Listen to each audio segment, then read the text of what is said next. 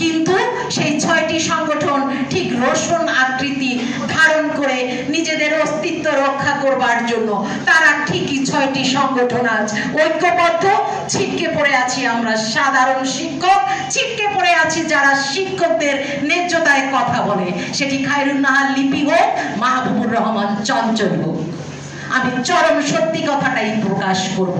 আমি দ্ব্যর্থহীন ভাবে সত্যি প্রকাশে অকুণ্ঠ।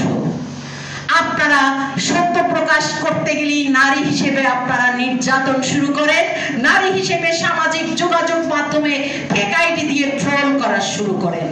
আপনারা নারী একজন শিক্ষক হিসেবে, একজন সংগঠক হিসেবে আপনারা পদদলিত করার জন্য আমার ইতিহাস নিয়ে মিথ্যাভাবে বিকৃতভাবে প্রাথমিক ও গণশিক্ষা মন্ত্রণালয়, প্রাথমিক ও শিক্ষা অধিদপ্তরে তুলে ধরেন।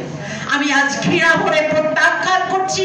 আমি আজ চরম ব্যথিত হৃদয়ে অনেক গোপন কথা আজ জাতির কাছে উন্মোচন করলাম, কারণ আমি